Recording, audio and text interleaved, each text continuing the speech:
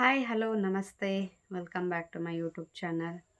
ಯಾರೆಲ್ಲ ಚಾನಲ್ನ ಹೊಸದಾಗಿ ನೋಡ್ತಾ ಇದ್ದೀರಾ ದಯವಿಟ್ಟು ಚಾನಲ್ನ ಸಬ್ಸ್ಕ್ರೈಬ್ ಮಾಡಿಕೊಂಡು ನೋಡಿ. ಸೊ ಲಾಸ್ಟ್ ವ್ಲಾಗ್ನಲ್ಲಿ ಶೇರ್ ಮಾಡ್ಕೊಂಡಾಗೆ ಹಾಸ್ಪಿಟಲ್ಗೆ ಹೋಗಿದ್ವಿ. ಫಸ್ಟ್ ಸ್ಕ್ಯಾನಿಂಗನ್ನು ಮುಗಿಸ್ಕೊಂಡು ಹಾಸ್ಪಿಟಲ್ಗೆ ಹೋದ್ವಿ. ಸೊ ಅಲ್ಲಿ ಕೂಡ ಎಲ್ಲ ಚೆಕಪ್ನ ಮುಗಿಸ್ಕೊಂಡು ಬಿ ಪಿ ಎಲ್ಲ ನಾರ್ಮಲ್ ಇತ್ತು. ವೆಯ್ಟ್ ಗೇನ್ ಕೂಡ ಆಗಿದೆ. ಸೊ ಯಾವುದೇ ಬ್ಲಡ್ ಟೆಸ್ಟು ಆ ರೀತಿ ಏನಿರಲಿಲ್ಲ. ಸೊ ಮೆಡಿಸನ್ಸ್ ಕೂಡ ಕಡಿಮೆ ಮಾಡಿದ್ದಾರೆ. ಸೊ ಬ್ಲಡ್ ಥಿನ್ನರ್ನ ಕೂಡ ಸ್ಟಾಪ್ ಮಾಡೋದಕ್ಕೆ ಹೇಳಿದ್ದಾರೆ ಈ ಟೈಮ್ನಲ್ಲಿ. ಸೊ ಅದೆಲ್ಲ ಮುಗಿಸ್ಕೊಂಡು ಏನು ಫಿಶ್ ಟನಲ್ ಅಮಾನಿಕೆರೆ ಪಾರ್ಕ್ನಲ್ಲಿ ಗ್ಲಾಸ್ ಹೌಸ್ನಲ್ಲಿ ಫಿಶ್ ಟನಲ್ ಇತ್ತು.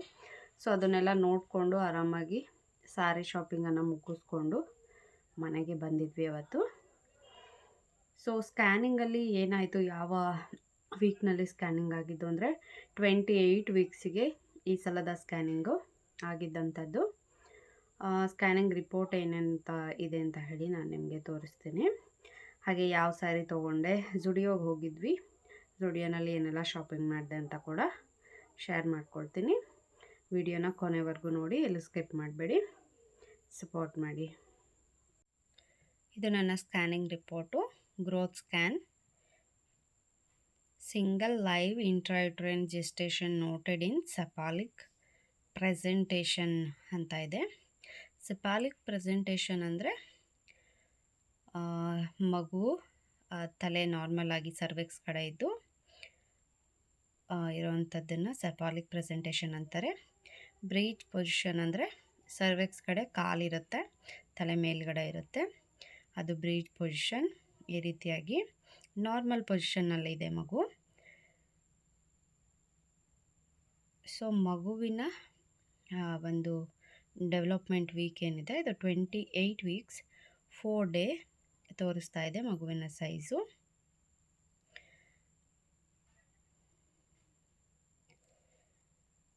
BPD 7.03, ಅದು ಕೂಡ 28 ವೀಕ್ಸ್ 2 ಡೇಸ್. ಸೊ ಎಲ್ಲದು ಕೂಡ 28 ವೀಕ್ಸ್ 2 ಡೇಸ್ ತೋರಿಸ್ತಿದೆ. FL ಅನ್ನೋವಂಥದ್ದು 29 ವೀಕ್ 4 ಡೇಸ್. 1 ವೀಕ್ ಇಲ್ಲ, ಏನೂ ತೊಂದರೆ ಇಲ್ಲ, ನಾರ್ಮಲ್ ಅಂತ ಹೇಳಿದರು. ಸೊ ವೆಯ್ಟ್ ನೋಡಿ ಮಗುವಿಂದು 1.242 kg ಅಂದರೆ 1.25 kg ಅಷ್ಟು ಇದೆ. 1242 ಗ್ರಾಮ್ಸ್ ಅಂತ ಕೊಟ್ಟಿದ್ದಾರೆ. ನನ್ನ ಒಂದು ಡೆಲಿವರಿ ಡೇಟು 25/1/2025 ಕೊಟ್ಟಿದ್ದಾರೆ. ಸೊ ಮಗುವಿನ ಹಾರ್ಟ್ ಬೀಟ್ FHR, ಮಗುವಿನ ಹಾರ್ಟ್ ಬೀಟ್ ಇದು 132 ಇದೆ. ಸರ್ವೆಕ್ಸ್ ನಾರ್ಮಲ್, OS ಕ್ಲೋಸ್ಡ್ ಅಂದರೆ ಗರ್ಭಕೋಶ ಏನು ಓಪನ್ ಆಗಿಲ್ಲ ಅಂತ ನಾರ್ಮಲ್ ಆಗಿದೆ. Fetal cardiac activity and fetal movements are well seen and normal. ಎಲ್ಲದು ಕೂಡ ಮಗುವಿನ ಹಾರ್ಟ್ ಬೀಟ್ ಆಗಿರ್ಬೋದು, ಮಗುವಿನ ಮೂಮೆಂಟ್ಸ್ ಆಗಿರ್ಬೋದು, ಎಲ್ಲದು ಕೂಡ ನಾರ್ಮಲ್ ಆಗಿದೆ. Fetal right renal pelvis measure 3 mm, left 6.2 mm in AP diameter ಅಂತ ಇದೆ. ಇದು ಸ್ವಲ್ಪ ಜಾಸ್ತಿನೇ ಅಂತ ಹೇಳಿದ್ರು, ಅಂದರೆ ವಿತಿನ್ ರೇಂಜಲ್ಲಿದೆ, ಬಟ್ ನಿಯರೆಸ್ಟ್ ಇದೆ. ಸೊ ಮೈಲ್ಡ್ ಆಗಿದೆ, ಏನು ಪ್ರಾಬ್ಲಮ್ ಇಲ್ಲ ಅಂತ ಹೇಳಿದ್ದಾರೆ. ಬ್ರೈನು, ಸ್ಪೈನ್ ಆಗಿರ್ಬೋದು, ಸ್ಟೊಮಕ್, ಕಿಡ್ನೀಸ್, ಬ್ಲ್ಯಾಡರ್ ಎಲ್ಲವುದು ಕೂಡ ಮಗುವಿಂದು ನಾರ್ಮಲ್ ಇದೆ. ಪ್ಲೆಸೆಂಟಾ ಬಂದು ಆ್ಯಂಟೀರಿಯರ್ ಪೊಸಿಷನಲ್ಲಿದೆ with grade 2 maturity. Liquor volume is normal, ಅಂದರೆ ಮಗುವಿನ ಸುತ್ತ ಏನು ನೀರಿರುತ್ತೆ ಸೊ ಅದು ನಾರ್ಮಲ್ ಆಗಿದೆ. 11 ಸೆಂಟಿಮೀಟರ್ ಇದೆ. ಇದು 3.8 ಸೆಂಟಿಮೀಟರ್ ಅಂದರೆ ವರ್ಟಿಕಲ್ ಪಾಕೆಟ್, ಒಂದು ಪಾಕೆಟ್ನಲ್ಲಿ ಎಷ್ಟು ಸೆಂಟಿಮೀಟರ್ ಇದೆ ಅಂತ ಹೇಳಿ ಮೆನ್ಷನ್ ಮಾಡಿದ್ದಾರೆ. ಈ ಎರಡನ್ನೂ ಕನ್ಫ್ಯೂಸ್ ಮಾಡ್ಕೊಳ್ಬೇಡಿ. So 28 week 4 day single live intrauterine gestational by scan noted in cephalic presentation ಅಂತ ಇದೆ. ಸೊ ಎಲ್ಲದು ಕೂಡ ನಾರ್ಮಲ್ ಆಗಿತ್ತು. Single turn of cord noted around the fetal neck during the time of scan ಅಂತ ಇದೆ. ಅಂದರೆ ಮಗುವಿನ ಏನು ಒಂದು ಹೊಕ್ಕಳ ಬಳ್ಳಿ ಇರುತ್ತೋ ಅದು ಒಂದು ಸುತ್ತು ಮಗುವಿನ ಕತ್ತಿಗೆ ಸುತ್ತಕೊಂಡಿದೆ ಅಂತ ಹೇಳಿ. ಒಂದು ಸುತ್ತು ಸುತ್ತಕೊಂಡ್ರೆ ಏನೂ ಪ್ರಾಬ್ಲಮ್ ಆಗೋದಿಲ್ಲ. 2 ಸುತ್ತು ಅಥವಾ 3 ಸುತ್ತು ಸುತ್ತಕೊಂಡು ಬ್ಲಡ್ ಸರ್ಕ್ಯುಲೇಷನ್ ಆಗಲಿಲ್ಲ ಅಂದರೆ ಪ್ರಾಬ್ಲಮ್ ಆಗುತ್ತೆ.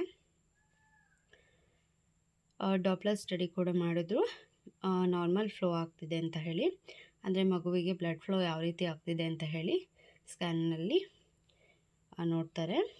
ಬ್ಲಡ್ ಫ್ಲೋ ಎಲ್ಲ ಚೆನ್ನಾಗಿ ಆಗ್ತಾಯಿತ್ತು.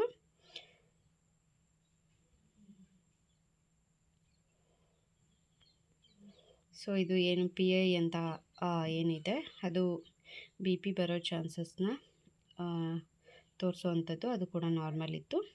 Previous LSCS scar is intact during the time of scan ಅಂತ ಇದೆ. ಅಂದರೆ ಹೋದ ಸಲ ನನಗೆ ಏನೋ C-ಸೆಕ್ಷನ್ ಆಗಿತ್ತು LSCS, ಅದರ ಒಂದು ಸ್ಕಾರ್ ಥಿಕ್ನೆಸ್ ಏನಿದೆ 3.8 mm ಇದೆ. ನನಗೆ ಕಿಲಾಯ್ಡ್ಸ್ ಆಗಿತ್ತು, ಸ್ವಲ್ಪ ಗಾಯದ ರೀತಿ ಅದು. ಸೊ ಅದರ ಥಿಕ್ನೆಸ್ ಕೂಡ ಮೆನ್ಷನ್ ಮಾಡಿದ್ದಾರೆ. ಸೊ ನೆಕ್ಸ್ಟು ಸ್ಕ್ಯಾನಿಂಗಿಗೆ 32 ವೀಕ್ಸಿಗೆ ಬರೋದಕ್ಕೆ ಹೇಳಿದ್ದಾರೆ. ಇದಿಷ್ಟು ಇವತ್ತಿನ ಸ್ಕ್ಯಾನಿಂಗ್ನ ರಿಪೋರ್ಟ್, ಎಲ್ಲ ಕೂಡ ನಾರ್ಮಲ್ ಆಗಿದೆ. ಸೊ ಆದಷ್ಟು ಸ್ಕ್ಯಾನಿಂಗ್ ರಿಪೋರ್ಟ್ಸ್ ಆಯಿತು.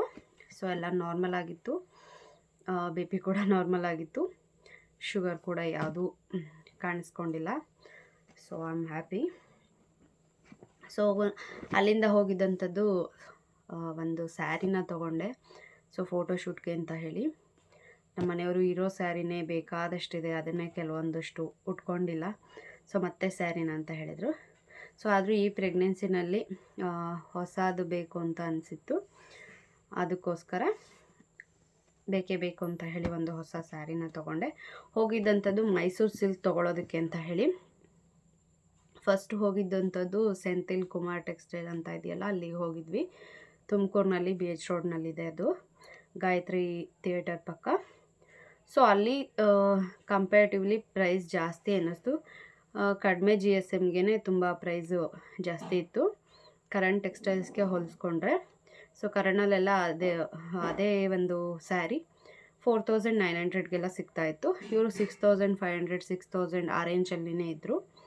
ಸೊ ಅದಕ್ಕೋಸ್ಕರ ಅಲ್ಲಿ ಬಿಟ್ಟು ಮತ್ತೆ ಕರಣ್ಗೆ ಬಂದ್ವಿ.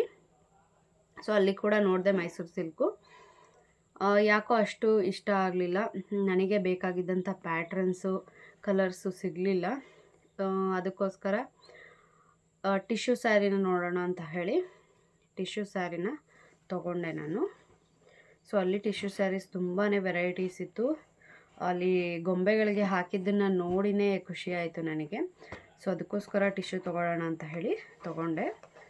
ಸೊ ಯಾವ ಒಂದು ಸ್ಯಾರಿನ ತೊಗೊಂಡಿದ್ದೀನಿ ಅಂತ ಹೇಳಿ ತೋರಿಸ್ತೀನಿ.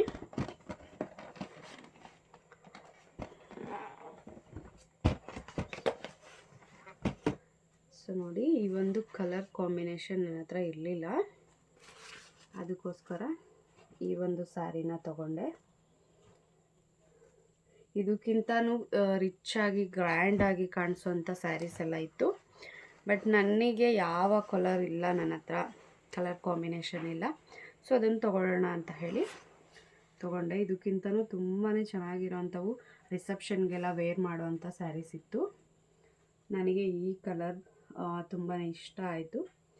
ಸೊ ಕಲರ್ ಕಾಂಬಿನೇಷನ್ ಕೂಡ ಅಷ್ಟೇ ಸ್ವಲ್ಪ ಡಿಫ್ರೆಂಟ್ ಅನ್ನಿಸ್ತು, ಕಾಂಟ್ರಾಸ್ಟ್ ಇದೆ. ಮತ್ತು ಟಿಶ್ಯೂ ಸ್ಯಾರಿ ಅಂದರೆ ತುಂಬಾ ಸ್ವಲ್ಪ ರಫ್ ಎಲ್ಲ ಬರುತ್ತೆ ಸ್ಯಾರಿ, ಆ ಥರ ಏನಿಲ್ಲ, ತುಂಬ ಸಾಫ್ಟಾಗಿದೆ, ಉಟ್ಕೊಂಡಾಗ ನೀಟಾಗಿ ಕೂತ್ಕೊಳ್ಳುತ್ತೆ.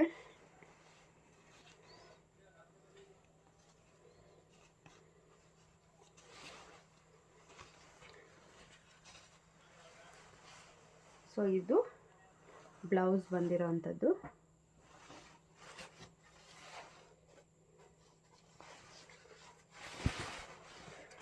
ಈ ರೀತಿಯಾಗಿ ಸೆರ್ಗು ಬಂದಿದೆ.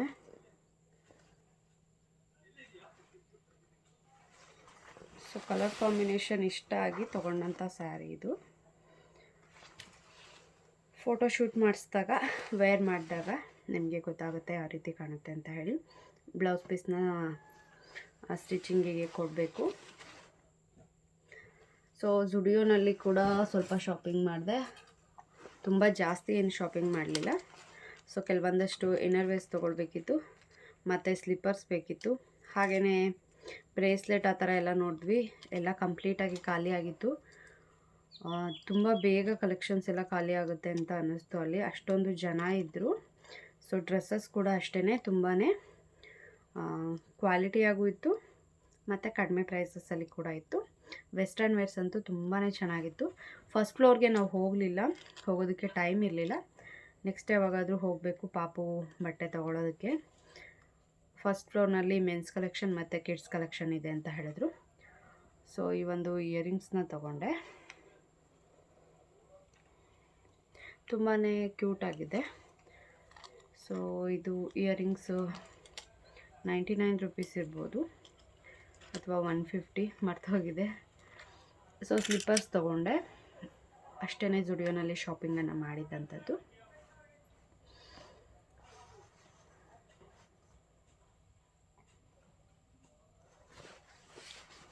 ಇದೇ ರೀತಿ ಸಪೋರ್ಟ್ ಮಾಡ್ತಾಯಿರಿ, ನನ್ನ ವ್ಲಾಗ್ಸನ್ನು ನೋಡ್ತಾಯಿರಿ ಅಂತ ಕೇಳ್ಕೊಳ್ತೀನಿ. Thanks for watching.